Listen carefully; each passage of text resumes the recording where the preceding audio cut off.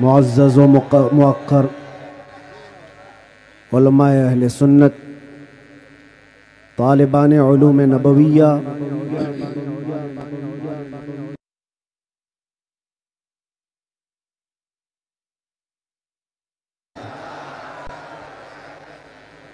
الحمدللہ الحنان المنان الذي خلق الإنسان وعلمه البيان، والصلاة والسلام على رسوله سيد الإنس والجان وعلى آله وأصحابه ذوي الخير والإحسان، أما بعد، فأعوذ بالله من الشيطان الرجيم، بسم الله الرحمن الرحيم. هو الذي أرسل رسوله بالهدى ودين الحق ليظهره على الدين كله. صدق الله مولانا العظيم. بارگاہ رسالت معاب صلی اللہ علیہ وسلم میں درود پاک کا ہدیہ پیش کریں.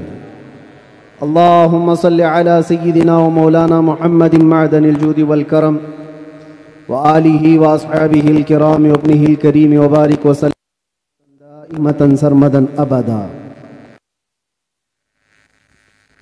پھونکوں سے یہ چراغ بجھایا نہ جائے گا. علماء کا ایک ذخیرہ موجود ہے اور بہترین بولنے والے علماء ہیں. ناظم اجلاس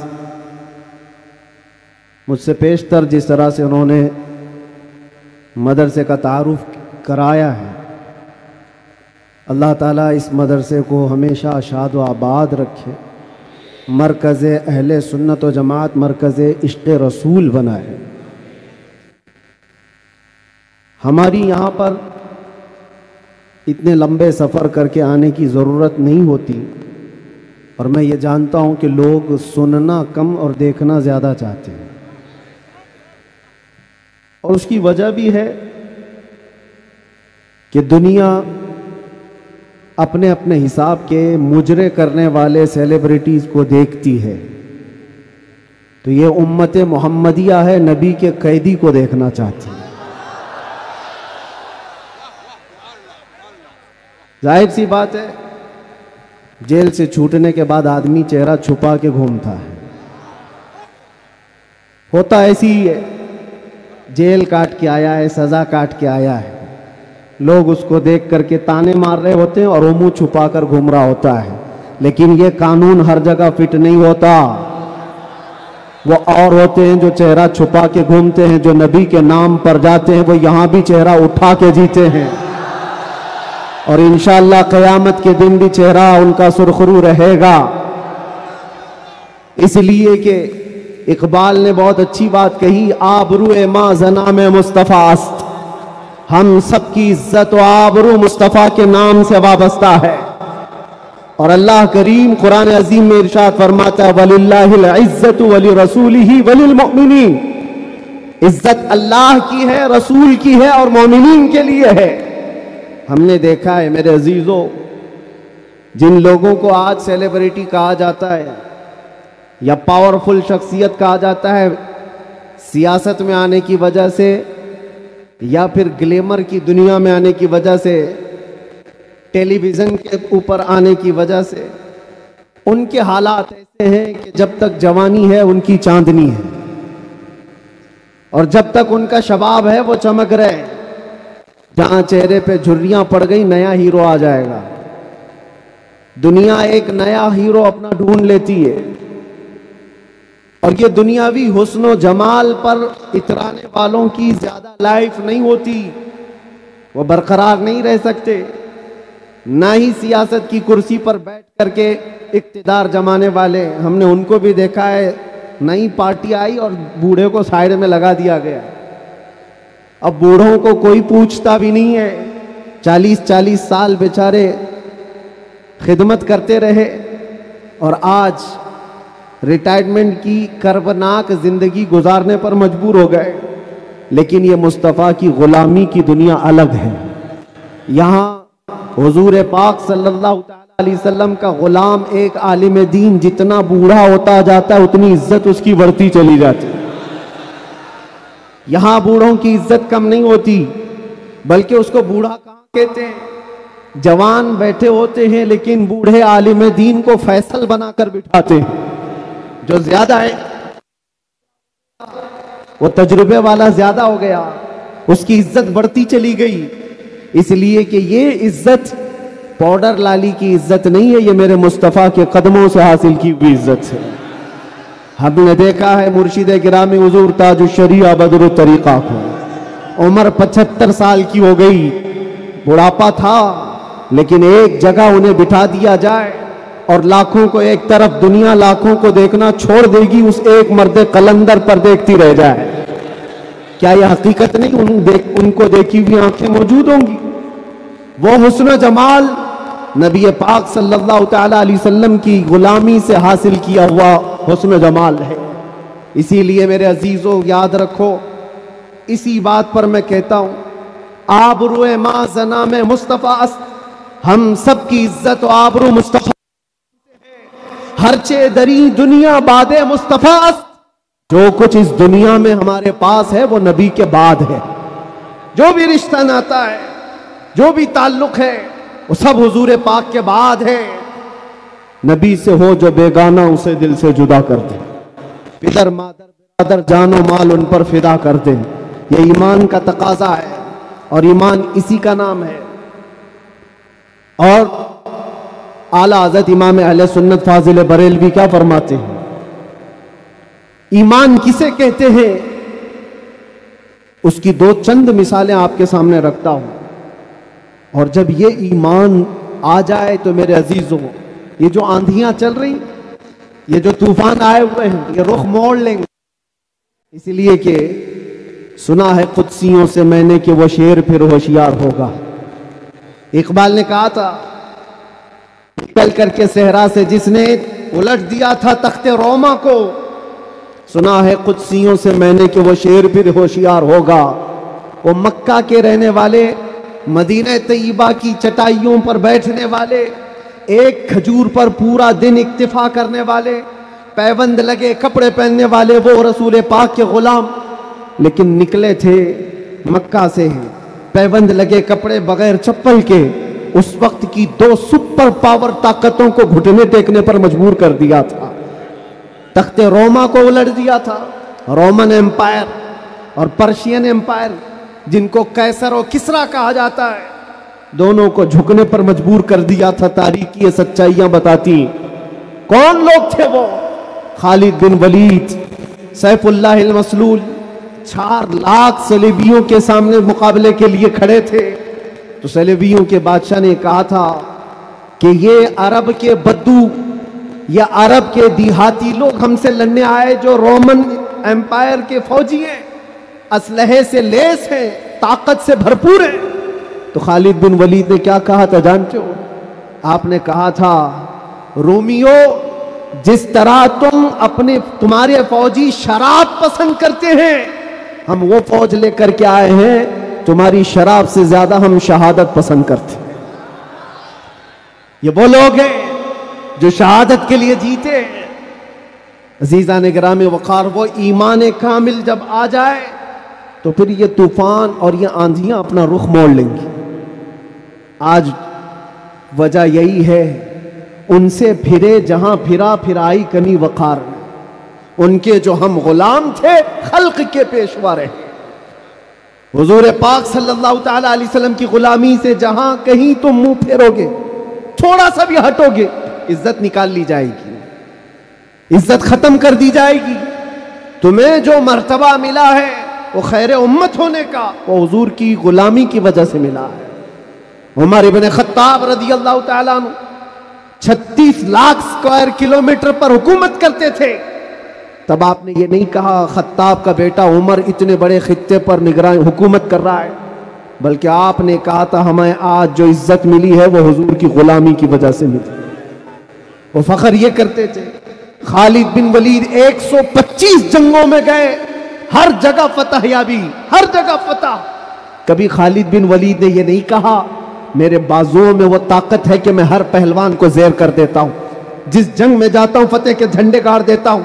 نہیں، خالد بن ولید کا ایمان تو یہ تھا کہ ان کے سر پر ایک ٹوپی تھی جس میں حضور کے 3 موئے مبارکہ تھے. وہ فتح کا صحرا انہی موئے مبارک کو دیتے اور کہتے یہ نسبت میرے ساتھ ہے اس لیے اللہ مجھے ہر جگہ فتح عطا کرتا ہے. انہیں جو عزتیں ملی تھی دنیا میں، جو اقتدار ملا تھا، وہ حضور کی غلامی کی بنیاد پر. اور آج ہمارے پاس جو عزت ہے وہ حضور کی غلامی کی وجہ سے. نبی پاک صلی اللہ تعالی علیہ وسلم کی بات کرتے رہو. ایک جملہ میں اکثر کہا کرتا ہوں، ان کی بات کرو ہر دل پہ راج کرو. ان کی بات کرو ہر دل پہ راج کرو. دیکھنا آپ جو اس مذہب میں اس طریقے پر جتنا بڑھتا جاتا ہے اللہ اس کی عزت میں اضافہ کرتا ہے. تم اگر 70 دروازوں میں بند ہو کر کے بھی بیٹھے رہو اللہ تمہاری محبت خلق کی دلوں کے اندر ڈالتا ہے. ہم نے ایسے ایسے علاقوں کا سفر کیا جس کا نام میں نے زندگی میں کبھی سنا ہی نہیں. گاؤں ہے، دیہات ہے. راجستھان کے علاقے سے کچھ حضرات آئے تھے، نہایت غریب علاقے کے لوگ، اور مجھ سے بعد رمضان آ کر ایک مفتی صاحب تھے، اس کے نمائندے تھے. انہوں نے کہا ہمارے قافلے میں یا جس جگہ سے میں نمائندہ بن کر کے آیا ہوں وہاں کے لوگوں میں غریب لوگ ہیں. 3 مہینے تک انہوں نے صرف آپ کے لیے روزے رکھے، مطلب اللہ رب العزت کے لیے، کہ آپ جب اندر تھے ان روزوں کے ذریعے سے اللہ تبارک و تعالی رحم فرمائے. یہ باتیں میں نے ایک جگہ سے نہیں، دنیا کے کتنے خطوں سے سنا. ہر جگہ سے لوگ یہ جو دعاؤں کا سلسلہ رکھے ہوئے تھے، کس نے ان کو دعاؤں کے لیے آمادہ کیا تھا؟ کون ہے؟ یہ ساری خلقت مجھے پہچاننے والی کیسے بن گئی؟ ان کے دلوں کے اندر کون ڈالا کہ 8 مہینے دروازوں کے اندر ایسا بند تھا کہ میرے بچے مجھے نہیں دیکھ سکتے تھے، میرے بھائی بہن مجھے دیکھ نہیں سکتے، مجھے ملاقات کرنے کی بھی اجازت نہیں دی جاتی. جب اتنے دروازوں کے اندر بند رکھا گیا تھا جہاں چڑیا بھی نہ اڑے، لیکن میں نے یہ محسوس کیا لاکھوں دلوں میں اللہ رب العزت نے محبت ڈال رکھی تھی. اس کی وجہ یہ ہے چوری کر کے گیا ہوتا، لوٹ مار کر کے گیا ہوتا تو لوگ یہی کہتے کہ کچرا تھا چلا گیا. حضور پاک کی بات کر کے جائے تو مرنے کے بعد بھی اللہ اس کو دلوں کے اندر زندہ رکھتا. یہ تو قید خانے کے اندر گیا جہاں سے آنے کی امید ہوتی ہے، قبر کے اندر بھی جائے تو اللہ تعالیٰ اس کا نام زندہ رکھتا ہے. اسی لیے میرے عزیزوں ایک نقطے کو سمجھ جاؤ، حضور پاک صلی اللہ تعالی علیہ وسلم کی محبت اور ان کی غلامی یہ اصل ایمان ہے. اور یہ ایمان جس وقت آ جائے بڑے بڑے طوفانوں کا وہ مقابلہ کر سکتا ہے. آج پوری دنیا کے مشاہدے سے یہ پتہ چلتا ہے ہنگامے اتنے ہو چکے، اتنے خطرناک طریقے سے امت کو لرزا دیا گیا ہے، لیکن اس امت کا حال یہ ہے کہ یہ خواب گراں میں ہے، یہ ایک لمبی نیند میں ہے. ہمارے نوجوان، وہ بچے جن کو میں آج بھی نشے کے اڈوں پر دیکھتا ہوں تو دل روتا ہے. جیل کے قیدیوں میں اکثر وہ لوگ تھے جو نشہ کرتے تھے یا بیچتے تھے، پکڑے گئے اور اندر آئے. نام کتنے اچھے ہیں تمہارے اور کام کس طرح کے ہیں. کئی لوگوں نے توبہ کیا، لیکن وہ ایک جیل کی بات نہیں، یہاں تقریباً 10 جیلوں میں یہی حال ہے. اے نوجوانوں، یاد رکھو ایک بات، اگر حضور سے محبت کرتے ہو تو ہر جمعرات کو تمہارے اعمال فرشتے حضور کی بارگاہ میں لے جاتے ہیں. ہر جمعرات کو فرشتے تمہارے نام کے ساتھ حضور کی بارگاہ میں پیش کرتے ہیں، فلاں بن فلاں نے ہفتے بھر یہ کام کیے. حضور پاک صلی اللہ علیہ وسلم فرماتے ہیں میں اپنے ہر امتی کو اس کے باپ کے نام سے پہچانتا ہوں، ہر امتی کو پہچانتا ہوں. جب اس کے برے اعمال مجھ تک پہنچائے جاتے ہیں تو مجھے غم ہوتا ہے، میں استغفار کرتا ہوں اللہ کی بارگاہ میں، اور جب اچھے اعمال پیش کیے جاتے ہیں تو اللہ کی بارگاہ میں شکر بجا لاتا ہوں. تھوڑا اپنی زندگی کے اوپر نظر ڈال کر دیکھو، کتنے ہفتے ایسے گزر گئے ہوں گے کہ جب ہمارے برے اعمال حضور کی بارگاہ میں پیش کیے جا رہے ہیں۔ کیا یہ اب بھی بدلنے کا وقت نہیں ہے نوجوانوں؟ دنیا یہ چاہتی ہے کہ تم نشے کے اڈوں میں کھوئے رہو۔ کچھ علاقوں میں ایسے بھی میں نے دیکھے ہیں جہاں بڑے بڑے لوگوں کا انہیں سپورٹ ہے کہ کرو تم نشہ، بیچو تم نشہ، تمہاری نسلیں برباد ہو جائیں، تمہارا علاقہ برباد ہو جائے۔ آج سے صرف 70 سال پہلے کی بات ہے، ہمارے اس ملک میں ایجوکیشن لیول اس وقت بھی مسلمانوں کا سب سے اوپر تھا، اور آج آپ بخوبی دیکھ سکتے ہیں کس طرح سے ہمیں پکارا جا رہا ہے، کیسے ہمیں تانے دے کے سارے ڈیبیٹ کیے جا رہے ہیں۔ کہاں کہاں تمہیں پنچر مین کہا جاتا ہے۔ کیوں؟ یہ وہ قوم ہے جو پوری دنیا کو علم سکھانے آئی ہے، خیر امت تم تھے، ان سے پھرے جہاں پھرا پھر آئی کمی وقار۔ آپ کو ایک بات میں بتاؤں، یہ رونا کب تک روتے رہو گے؟ یہ ہماری جائیدادیں لوٹ رہے ہیں، یہ ہمارے وقت کی املاک کو ہڑپ کرنے جا رہے ہیں۔ دین پر، قرآن پر، اسلام پر، حضور کی ذات پر، ہر چیز پر نشانے اور ہر چیز پر انگلیاں اٹھائی جا رہی۔ تم کب تک احتجاج کرتے رہو گے؟ کب تک سڑکوں پر آؤ گے؟ کب تک اپنی آوازیں اٹھا کر کے پوچھتے رہو گے؟ کیا تمہارا کام صرف اتنا ہی رہ گیا؟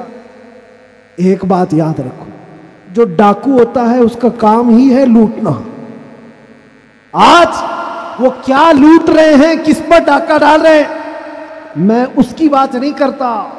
مجھے رہزنوں سے غرض نہیں، تیری رہبری کا سوال ہے۔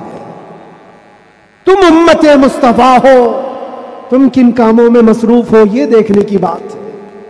مجال نہیں ہوتی میرے عزیزوں، مسجد، مدرسہ، مزارات اولیاء، حضور کی ذات، قرآن اور اللہ کی ذات یہ بہت بلند ہے۔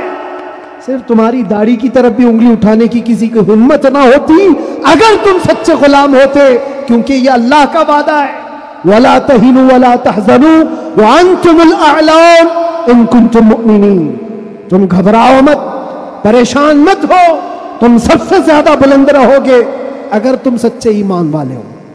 اور ایمان کسے کہتے ہیں؟ ایمان کسے کہتے ہیں؟ لا یؤمن احدکم حتی اکون احب الیہ من والدہ وولدہ والناس اجمعین۔ یہ میرے آقا صلی اللہ علیہ وسلم فرماتے ہیں تم میں سے اس وقت تک کوئی پورا مومن نہیں ہو سکتا جب تک کہ ساری دنیا تمہارے مال، اولاد، ماں باپ سب سے زیادہ مجھ سے محبت نہ کرے۔ اور ابھی میں سوال کرتا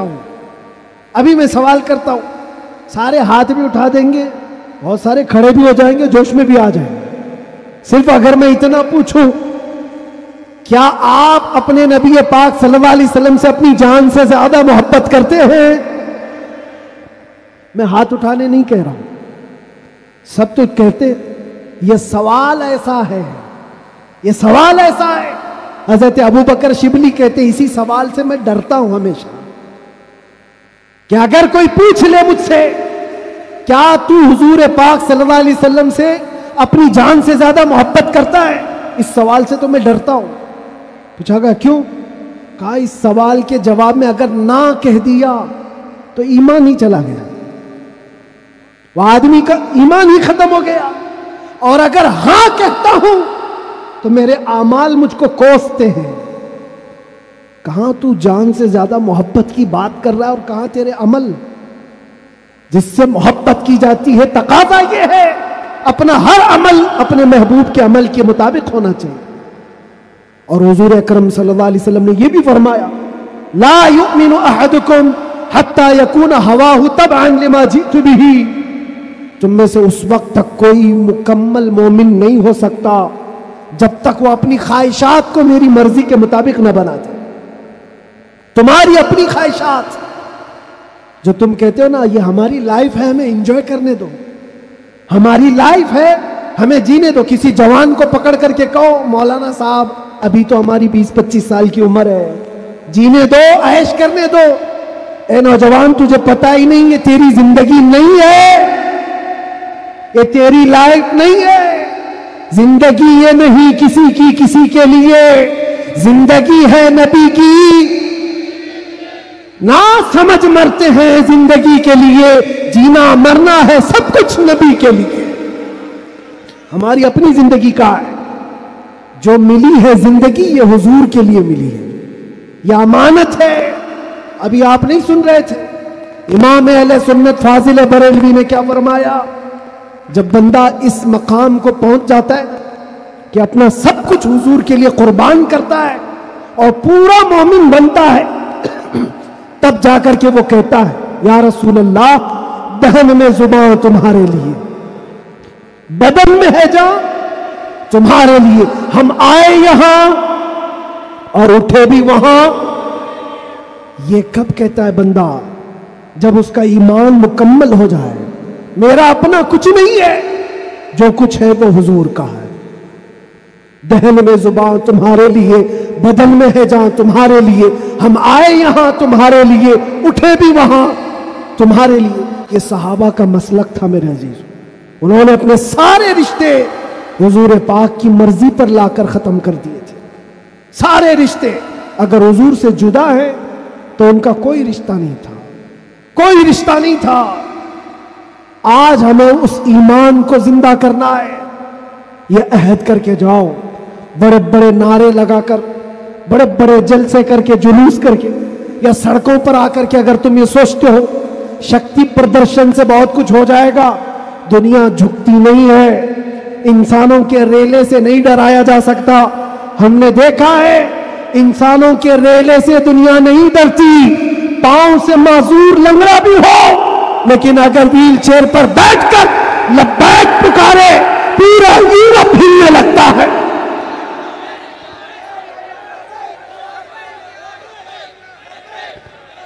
دنیا یہ سیلاب سے نہیں ڈر رہی.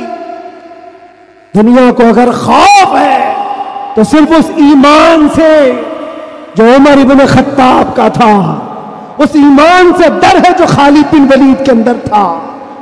اسی لیے انگریز آج سے 100 سال پہلے کیا کہہ کر کے گئے تھے پتہ ہے؟ ہمارے بارے میں یہ کہہ کر کے گئے تھے یہ فاقہ کش موت سے ڈرتا نہیں، ذرا روح محمدی اس کے بدن سے نکال دو. وہ یہ کہتے تھے روح محمدی اس کے بدن سے نکال دو. ڈر اسی بات سے ہے، ڈر اسی بات سے ہے. جہاں روح محمدی آ گئی دنیا کو پتا ہے یہ سویا ہوا شیر جاگ گیا تو بہتوں کی نیند حرام کر دے گا. جتنے کتے ہیں سب بل میں چلے جائیں. حقیقت ہے جتنے کتے ہیں سب بل میں چلے جائیں. اور مجھے لوگ یہ کہتے ہیں، مجھے یہ کہتے ہیں کہ ڈر لگتا ہے، پھر آپ کتا کہہ رہے ہیں. میرے عزیزوں، ہم ہندوستان میں رہتے ہیں، ہماری ہر گلی کوچے میں کتا ہوتا ہی ہے. مجھ سے باضابطہ طریقے سے سوال جواب کر رہے تھے، آپ تقریر میں اس طرح سے کہہ رہے ہو، کتا کہہ رہے ہو، کتا کہہ رہے ہو. میں نے کہا کس کو کہہ رہے ہو؟ میں نے کہا کتے کو کتا کہا. کس کو کہا جائے گا؟ ہم کتے کو کتا نہ کہیں تو آپ بولے ٹامی بولے. عزیزان گرامی وقار، مجھے اس سے لینا دینا نہیں ہے. بات یہ ہے کتے کیوں بھوک رہے ہیں اس سے کیا غرض، شیر کیوں سویا ہے اس سے غرض ہے. شیر کیوں سویا ہے اس سے مجھے غرض ہے. نبی پاک صلی اللہ تعالی علیہ وسلم کی امت بزدل تو نہیں ہو سکتی، بزدل نہیں ہو سکتی. ہم کفن بردوش ہیں. ہم دنیا میں آئے اللہ اکبر سن کر کے آئے اور جائیں گے تو اللہ اکبر سن کر جائیں گے. ہے یا نہیں؟ پیدا ہوئے تھے تو کانوں میں کیا سن گے؟ کسی مولوی صاحب نے اذان دی تھی کہ نہیں دی تھی؟ اللہ اکبر کہا تھا کہ نہیں کہا تھا؟ ارے جس دن پیدا ہوئے تھے اسی دن کہا تھا. کیوں کہا تھا؟ یہ تجھے پتا چلے اللہ اکبر کا مطلب اللہ سب سے بڑا ہے، باقی کوئی بڑا نہیں ہے. دوسرے سے ڈرنے کی ضرورت نہیں، اللہ سب سے بڑا ہے. اور جب مرو گے تو امام صاحب جنازے پہ کھڑے ہو کر کے کیا کہیں گے؟ نماز کے لیے رکعت باندھیں گے کہ نہیں؟ اللہ اکبر جاتے ہوئے بھی ہمارا یہ قانون ہے کہ وہ اللہ کو سب سے بڑا مان کر کے جا رہا ہے. تو پھر یہ بیچ کی زندگی میں ایرے غیرے نتو کھیرے سے ڈر کیوں؟ زیادہ سے زیادہ یہاں یہ ہوگا جو ہمارے ساتھ ہوا ہے. میاں یہ تو چند دنوں کی بات تھی. صحابہ اکرام میں وہ لوگ ہیں جو 16 سال تک قید کی سزائیں کاٹے ہوئے. حضور پاک صلی اللہ علیہ وسلم کے زمانے میں 16 سال تک قید رکھا گیا. وہ بھی آج مثالیں بہت ہیں، موجود ہیں. آزمائش کا دور، اگر اللہ نے ہماری زندگی میں یہ لکھا ہے تو وہ قبول کرو. اور یہاں آئے ہیں مرنے کے لیے، موت تو آنی ہے سب کی، لیکن ایک مومن موت سے ڈرتا نہیں. کیوں؟ موت اس کے لیے حادثہ ہے جس کا یہ سوچنا ہے کہ مرنے کے بعد جلنا ہے، مرنے کے بعد پھر پتہ نہیں کس شکل میں پیدا ہونا ہے. کتا پیدا ہونا ہے، بلی پیدا ہونا ہے، چوہا پیدا ہونا ہے، سانپ پیدا ہونا ہے. ڈر ہے. مومن موت سے ڈرتا نہیں، اس لیے کہ مومن کا یہ عقیدہ ادھر آنکھ بند ہوگی ادھر دیدار مصطفیٰ ہوگا. اور قبر میں بھی جائے تو کیا خوب کہا ہے ایک عاشق رسول نے، کیا خوب کہا ہے. جب منکر نکیر آ کر اسے اٹھائیں گے سوال جواب دینے کے لیے، تو عاشق مصطفیٰ جو قبر میں گیا وہ کیا کہتا ہے؟ اب تو پائے ناز سے اے فرشتوں کیوں اٹھوں، ارے مر کے پہنچا ہوں یہاں اس دل ربا کے واسطے. جس کے لیے مرا تھا وہ بھی تو وہاں ہوں گے. بس میرے عزیزوں، گفتگو کو سمیٹتے ہوئے میں صرف اتنی بات کہوں گا، ان کے جو ہم غلام تھے، خلق کے پیشوا رہے، ان سے پھرے، جہاں پھرا پھرائی کمی وقار میں. تمہیں اللہ قرآن میں فرماتا ہے تم باعزت رہو گے، بلند رہو گے، کامیاب رہو گے، شرط یہ ہے کہ ہمیشہ ایمان کے ساتھ رہو. ایمان کے ساتھ رہو. اور ایمان کون سا ہے؟ مسجد میں تم سچے ہو گئے، بازار میں جھوٹے ہو گئے، یہ ایمان کا تقاضا نہیں ہے. تم تجارت پر بیٹھے ہو، لوگوں کو دھوکہ دے رہے ہو یا پھر چیٹنگ کر رہے ہو، یہ ایمان کا تقاضا نہیں. ایک صحابی رسول ہیں حضرت نعمان، ایک ملک گئے، وہ بادشاہ عیسائی تھا. جب اسے خبر ملی کہ عرب کے محمد صلی اللہ علیہ وسلم کا ایک سفیر آیا ہوا ہے، ایمبیسیڈر آیا ہے، تو اس بادشاہ نے ریشم کا قالین بچھایا اور سونے کی کلائی کی ہوئی کرسی رکھا ان کے استقبال کے لیے. لیکن جب وہ آئے، صحابی رسول حضرت نعمان، اپنی تلوار سے انہوں نے وہ قالین کو ہٹا دی، جو ریشم کا قالین بچھا ہوا تھا ہٹا دیا. کہا میں زمین پر چل کر جاؤں گا. پھر جب کرسی دیکھی سونے کی ہے، ہٹا دیا. کہا میں عام کرسی پر بیٹھوں گا. بادشاہ نے کہا اتنا ایٹیٹیوڈ ہے، ہم نے آپ کے عزت کے لیے سب کیا تھا، ہم بہت عزت کرتے ہیں آپ کی، محمد صلی اللہ علیہ وسلم کے آپ سفیر بن کر کے آئے. اس صحابی نے کیا جواب دیا؟ کہا میں جس نبی کا ماننے والا ہوں اس نبی نے فرمایا مرد کے لیے ریشم کا استعمال حرام ہے، مرد کے لیے سونے کا استعمال حرام ہے، میں حرام چیز کا استعمال نہیں کر سکتا. وہ کہاں تھے؟ دوسرے ملک میں تھے. حضور کہاں ہیں؟ مدینے میں. بادشاہ نے کہا آپ تو بہت دور ہیں، وہ نبی کے ملک سے کافی دور ہے، یہاں اگر آپ استعمال کر بھی لیں تو کیا خبر. اس صحابی نے جلال میں کہا میرا ایمان یہ ہے میں جس خطے میں بھی رہوں گا میرے نبی کا غلام بن کر رہوں گا. دھوکہ نہیں دے سکتا اپنے نبی کو کہ یہاں پر حضور کا غلام ہوں اور کسی جگہ غلام نہیں ہے. آپ سب کی بھی زندگی ایسی ہو کہ دنیا تمہیں کسی بھی جگہ دیکھے تو پہچان لے کہ حضور کا غلام ہے، سچ بولتا ہے، دھوکہ نہیں دیتا، جھوٹ نہیں بولتا. یہ تمہاری خصلتیں ہونی چاہیے، تمہاری عادتیں ہونی چاہیے. آج اگر کوئی یہ پوچھے نشہ کہاں ملتا ہے تو تمہارے محلے کی طرف کوئی اشارہ نہ کرے. کوئی تمہارے محلے کی طرف نہ آئے. سب کی یہ ذمہ داری ہر نوجوان کی کہ جانتے ہو حضور فرماتے تمہارے تلوے میں کانٹا بھی چبھے تو اس کے درد کا مجھے احساس ہوتا. وہ نبی اور تم اگر نشہ کر کر کے اپنے آپ کو تباہ کر لو گے, اپنے آپ کو برباد کر لو گے, تو اس رسول کو بھی آپ ٹھیس پہنچا رہے ہو, حضور پاک صلی اللہ تعالی علیہ وسلم کو تکلیف پہنچا رہے ہو. بدلو اپنی اس زندگی کو. اور میرا میسج یہی ہے, اٹھو وہ گھر نہ حشر نہ ہوگا پھر کبھی, دوڑو کے زمانہ چال اپنی چل گیا. قوت عشق سے ہر پست کو بالا کر دو, دہر میں نام محمد سے اجالا کر دو, دہر میں نام محمد سے اجالا کر دو. اور یہ جو رونا ہے ہمارا, یہ سارے مسئلوں کا حل کیا ہوگا, ہمارا فیوچر کیا ہوگا, ہمارا مستقبل کیا ہوگا. ارے اللہ کریم قرآن میں فرمایا ہے, جس سے میں اپنی گفتگو کا آغاز کیا تھا, پھونکوں سے یہ چراغ بجھایا نہ جائے گا. یہ دین اسلام تمہارے اور ہمارے باپ سے چلایا نہیں جائے گا, یہ اللہ کریم کا نظام ہے. چنگیز بھی آئے, ہلاکو بھی آئے, بڑے بڑے آئے, سڑے سڑے آئے, اس درخت کو ہلانے کی کوشش کرتے رہے, اور نام و نمود بھی ختم, نام و نمائش بھی ختم, سب چلے گئے, باقی مگر اب تک نام و نشاں ہمارا. یونان و مصر و روما سب مٹ گئے جہاں سے, باقی مگر ہے اب تک نام و نشاں ہمارا. اقبال نے یہ سچ کہا تھا, توحید کی امانت سینوں میں ہے ہمارے, آسان نہیں مٹانا نام و نشاں ہمارا. اس بات کو یاد رکھو, تمہارے مٹ جانے سے, میرے قتل ہو جانے سے اسلام نہیں مٹتا, اسلام ختم نہیں ہوتا. اندھے لوگ اگر یہ سوچ کر کے بم برسا رہے ہو, قتل عام کر رہے ہو, تو انہیں کان کھول کر سوچ لینا چاہیے.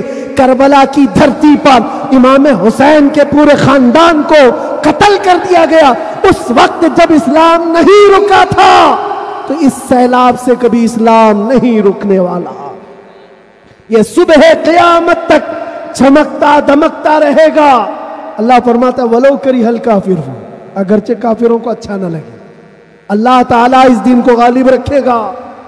آپ بدلو اپنی زندگی کو, سچے مسلمان بنو, سچے اسلام کی پیروی کرو, تاکہ دنیا کو آج جو یہ پروپیگنڈا پھیلا کر کے سمجھایا جا رہا ہے, اس پروپیگنڈے کو بدل کر کے دکھاؤ کہ نہیں, جھوٹ ہماری خصلت نہیں ہے, بددیانتی ہماری عادت نہیں ہے, بلاತ್ಕಾری ہم میں سے نہیں ہو سکتے, چور چمار ڈاکو نشہ خوری یہ ہم میں نہیں ہو سکتی. یہ ساری خصلتوں کو اپنے معاشرے سے دور کر کے پھر ثابت کر کے بتاؤ کہ حضور پاک کا غلام جدھر سے گزرتا ہے خوشبوئیں پھیلا کر جاتا ہے. اور عزت پھر تم دیکھو گے میرے عزیزوں, عزت فوج جمع کرنے کا نام طاقت نہیں ہے, ایمان کی قوت بڑھانے کا نام اصل طاقت ہے. یہ طاقت واپس آ جائے انشاءاللہ العزیز. ایک جملہ کہتا ہوں, سنو, کان کھول کر سنو, بہت اچھی بات ہے. یہ میری پوری تقریر کا خلاصہ, لب لباب, حاصل کلام. کیا کیا چیزیں تمہیں چاہیے, کیا کیا چیزیں چاہیے؟ تخت چاہیے, سیاست چاہیے, قیادت چاہیے, حکومت چاہیے, ایجوکیشن میں مہارت چاہیے, بڑی کامیابی چاہیے, کیا کیا چاہیے؟ زمین چاہیے, جائیداد چاہیے, اوپر تک اڑنا آنا چاہیے, کیا کیا چاہیے؟ سب جمع کر لو, ایک ہی چیز ہے, ایک ہی چیز ہے کہ محمد سے وفا نے تو ہم تیرے ہیں. یہ جہاں چیز ہے کیا؟ لوح و قلم تیرے ہیں, لوح و قلم تیرے ہیں. اور آج ہم نے محسوس کیا ہے, مجھے کون پہچانتا تھا, میں کس خاندان سے ہوں, یہ میٹر نہیں کرتا. میں اپنے باپ کے نام سے, اپنے خاندان کے نام سے